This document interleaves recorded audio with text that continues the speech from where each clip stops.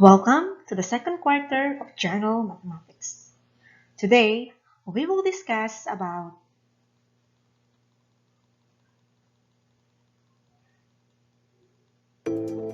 simple and compound interest.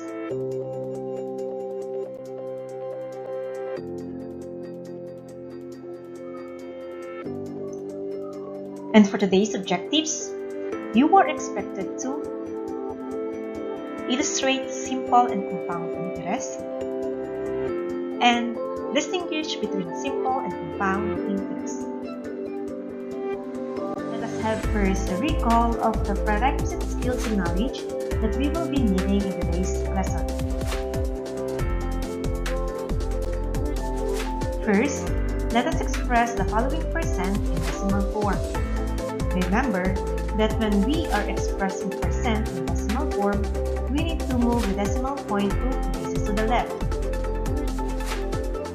5% became 0.05 because moving 2 places to the left, then add 0, it will result to 0.05. Same with 12%, it is 0.12.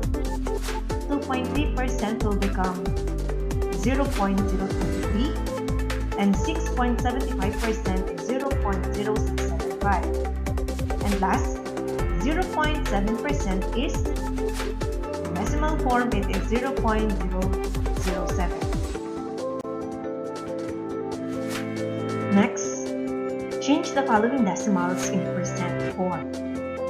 Remember that when we are changing decimals in percent form, we need to move the decimal point 2 places to the right. 0.25 moving 2 decimal places to the right, it will become 25%. 0.3 is 30%. 2.7 is 270%. 0.06 is 6%. And 0.0009 is 0.09%. For the last recall, let us express the following number of days and months and years. So how to do that? Simply divide the number of days by the total number of days in a year. So 85 days divided by 365 days equals 0.24. 267 days is 0.73 year. 305 days is 0.84 year. 10 months is 0.83 year. 7.5 months is equivalent to 0.625 year. Let us now define different terminologies about simple and compound interest. The first term is the word interest. It is represented by capital letter I. It is the amount paid or earned for the use of money. If you are borrowing money, you are paying for the use of that money. And if you are investing your money is earning for that amount invested. Next is the simple interest. It is the interest that is computed on the principal and then added to it. Later, we will discuss how to compute simple interest. Next is about compounded interest or compound interest. It is the interest that is computed on the principal and on the accumulated past interest. So later, I will show you the difference between simple and compound interest. Next is the principal amount or principal, denoted by capital letter P. It is the amount of money borrowed or invested on the origin date.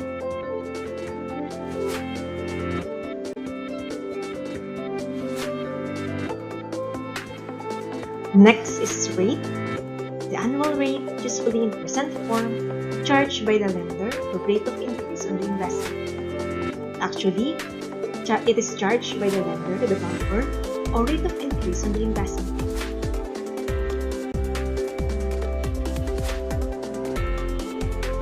Next is time or term, denoted by small letter t. Is the amount of time in years the money is borrowed or invested, length of time between origin and maturity dates. So usually it answers the question how long the money is borrowed or how long the money is invested. Next is maturity value or future value. It is the amount after T years that the lender receives from the borrower on the maturity date. Maturity value on the borrowed money and future value on the invested money. Origin or loan date, the date on which money is received by the borrower.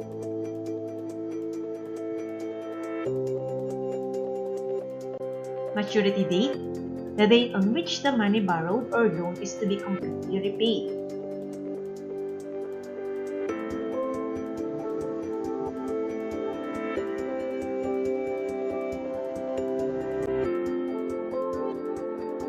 Lender or creditor, it is the person or institution that invests the money or makes the funds available.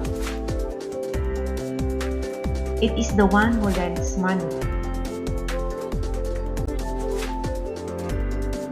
And the borrower or debtor, it is the person or institution that owes the money or avails of the funds from the lender.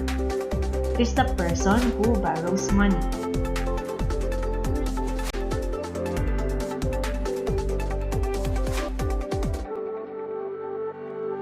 So let us now have the illustration of simple and compound interest. Suppose you plan to invest 20,000 for 5 years. The first bank offers you 3% simple interest rate per year, while the second bank offers 3% compounded annually. Study how the interest is computed to help you decide which bank you decide to choose to invest your money. And these are the given. Principal amount is for 20,000. Rate is 3% simple interest per year. And time is for 5 years. So for Bank A, which offers simple interest, okay, here is the computation. Principal amount of 20,000. Simple interest rate of 3%, 5 years for the time, and then solution for interest is equivalent to principal times rate times time, and then for your future value, it is symbolized as capital letter F. So now, 3% of 20,000 times 1 for the first year will give you 600 pesos, and 600 pesos added to 20,000 will give you 20,600. Next, 3% of 20,000 times 2 for the second year will give you 1,200, and 1,200 added to 20,000 will give you 21,200. Next, 3% of 20,000 times 3 for the third year will give you 1,800, and 1,800 added to 20,000 will give you 21,800. Next, 3% of 20,000 times 4 for the fourth year will give you 2,400, and 2,400 plus 20,000 will give you 22,400. Next, 3% of 20,000 times 5 for the 5 years will give you 3,000, and 3,000 added to 20,000 will give you 23%. So, your 20,000 having 3% for 5 years will be 23,000. It gains 3,000 simple interest rate. Let us now have the computation for Bank B, which offers compound interest. Here is the computation. Same amount of 20,000, but in a rate of 3% compounded annually. And then for the solutions, interest equals principal times rate times time, and then your future value.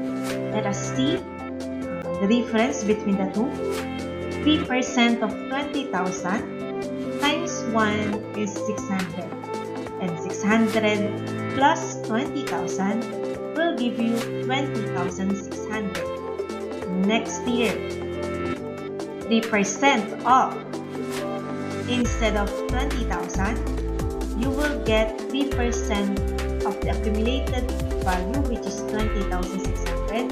So 3% of 20,600 times 1 is 618. And 618 plus 20,600 is 21,218. Next, 3% of 21,218 is 636.54.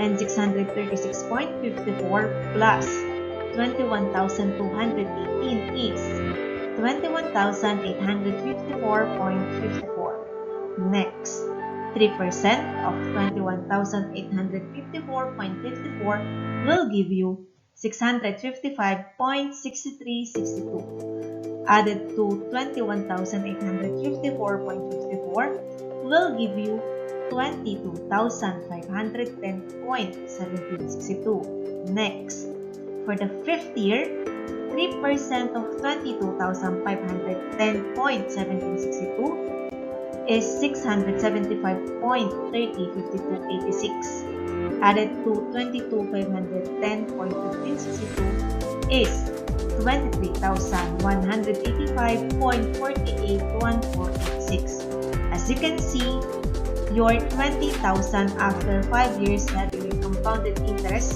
3% compounded interest will yield to 23,185.481486. Now, which has higher future value? Is it simple or compound interest? Then how? Actually, it depends on the situation. If you borrow money, you will prefer simple interest because it has small interest gain.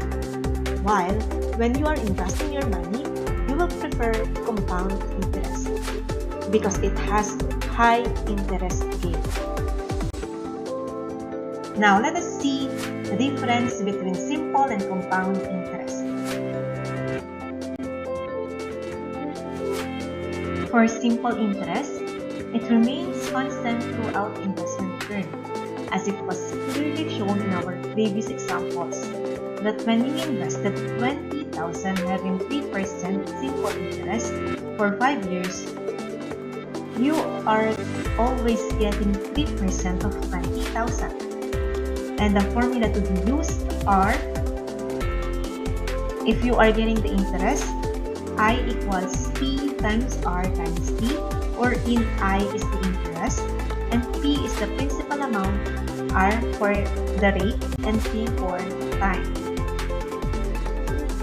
For the formula of future value, A equals P, quantity 1 plus R times T, wherein A is your future value, P is your principal amount, R is your interest rate, and T is your time. Next is compound interest.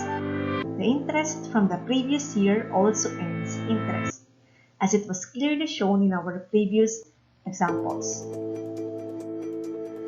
That when you invested 20,000, having a 3% compounded interest for 5 years, for the first year it will gain 600 pesos. So 600 pesos plus 20,000. So for the first year, your money will become 20,600. And then for the second year, instead of getting 3% of 20,000, in compounded interest, you will get 3% of 20,600, which is your future value. So the interest from the previous year also earns interest. So for the formula to be used, A equals P quantity 1 plus R over N raised to N times T, wherein A is your future value, P is your principal or initial value, R is for interest rate, N is for the number of times interest applied per time period, and then T is for the number of time periods elapsed. So you will see the difference between N and T in our next examples. Now, let us have the illustration of simple and compound interest. Let us go back with our previous example and let me read it again. Suppose you plan to invest 20,000 for 5 years. The first bank offers you 3% simple interest rate per year, while the second bank offers 3% compounded annually. Study how the interest is computed to help you decide which bank you decide to choose to invest your money. And these are the given. Principal amount of 20,000, rate of 3%, time of 5 years, and N equals 1. It is depend on the word annually to say interest applied once per time period. So now, let us use the formula in solving simple and compound interest. For the first bank, which offers simple interest, the formula is A equals P times 1 plus R multiplied by T, wherein again your A is your future value, your P is your principal amount, and your R is for rate and time for T. Replacing values for P, R, and T, so A equals 20,000 times 1 plus 0.03 times 5. All you need to do is to simplify first. 5 by 0.03, which is 5 times 0.03 is 0.15 plus 1 times 20,000, and it is 1 plus 0.15 is 1.15 times 20,000 will give you 23,000. As you can see, as you remember, we also get 23,000 for simple interest when you invest 20,000 pesos, having 3% simple interest rate for 5 years. Now, let us now proceed with the second bank, which offers compound interest. The formula to be used is A equals P quantity 1 plus R over N raised to N times T. Replacing the values for P, for R, and N, and T. So A equals 20,000 times 1 plus 0.03 over 1 raised to 1 times 5. And A equals 20,000, simplifying 1.02 raised to 5 is 1.15, 92.740743 times 20,000 will give you 23,185. So as you can see, it also the same with our illustration before, that when you invested 20,000 having a 3% compounded interest for 5 years, you will get the same amount of 23,185.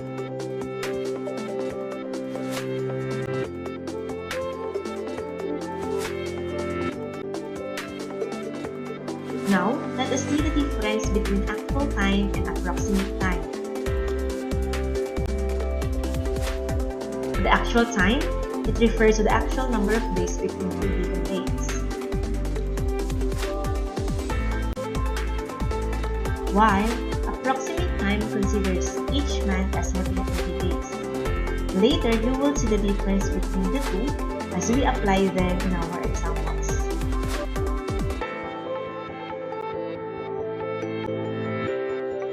So let us have the illustration between actual time and approximate time. A loan transaction was made on July 26, 2019 and matured on November 8, 2018. Compute the actual time and approximate time. For the actual time, and then for the approximate time, it was started July 26, 2019 and ended at November 8, 2019. So for the month of July, we have 5 days because 31 minus 26 is 5. For the month of August, we have 31 days. For the month of September, 30 days. And for the month of October, we have 31 days. And for the month of November, we have 8 days. Adding them, we have 105 days. The actual time is 105 days. And then for the approximate time, we consider each month having 30 days. So from the month of August to October, we have 30 days. And then for the month of July, we have 4 days. So 30 minus 26 equals 4. And then November, we have 8 days. Total of 102 days for the approximate time.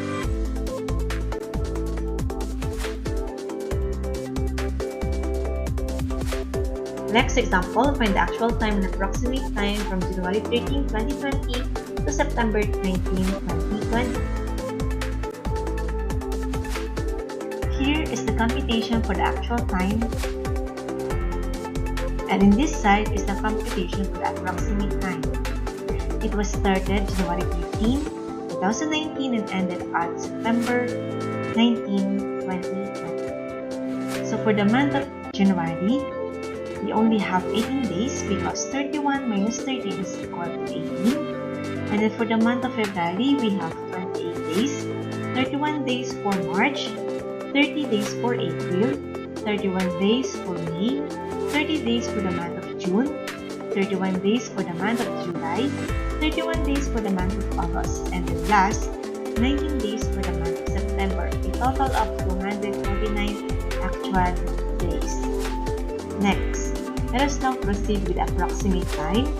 So for the month of January, we only have 17 days because 30 minus 18 equals 17. And then from the month of February until August, we consider this having 30 days. And then for the month of September, we have 19 days. When you add them, it will result to 246 approximate time or approximate days.